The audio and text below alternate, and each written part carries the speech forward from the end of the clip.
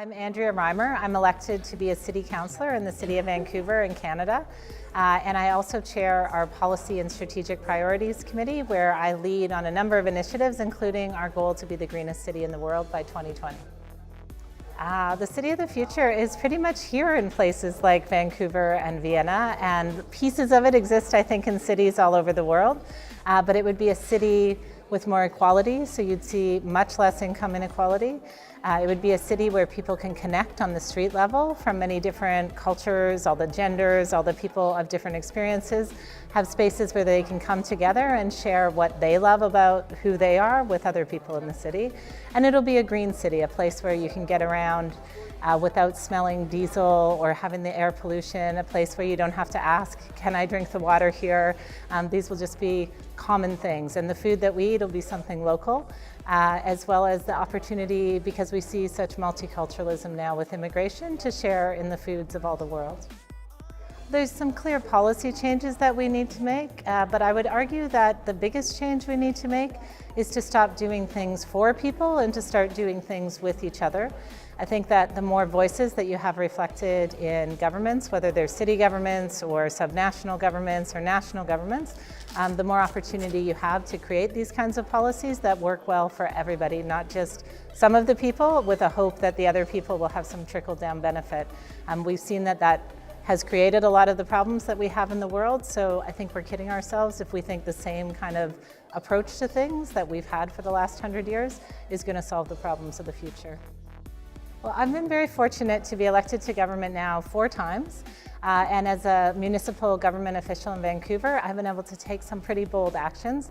They certainly aren't alone. I have a mayor above me who is fantastic and has shown really strong leadership and support for the initiatives. But I also have a huge team on City Council, a team in our city staff, and a whole community behind us so that we can take bold visionary action.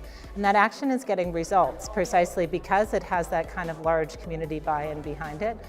One of the big projects that I'm working on right now is the transition for Vancouver to go from 31% renewable energy to 100% renewable energy. So that's a big challenge, but it's a race we can't lose right now. The planet very clearly needs cities to stop burning fossil fuels, needs everybody to stop, but cities are really the epicenter of where we're seeing the climate problem, both the creation of the climate problem, but also the impacts of climate change happening are hitting people in our cities hardest and the poorest people in our cities hardest.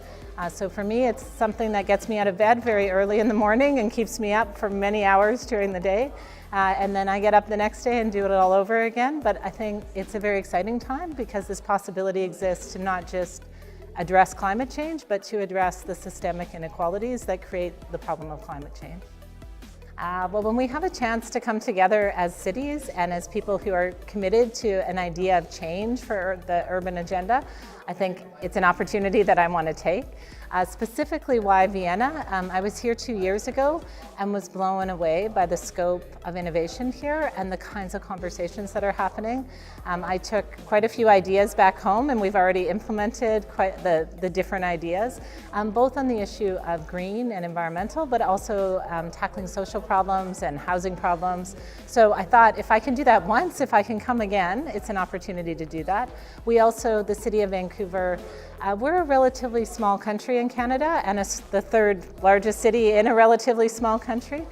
So we've really learned that if we're not reaching out across our borders, it's very difficult for us to achieve the kind of bold changes that we're trying to achieve. So we want to build alliances with people in other places who have ideas about being bold and inspire them to try and achieve the same kinds of things that we've been able to, but also to learn so that we can continue to push ourselves. You know, I think that the way that it's curated is really quite unique. I was on a panel this morning with the mayor of Porto in Portugal, as well as a woman from a foundation that's supporting the work of the City of Boston and changing the way that they move people around, their mobility challenges.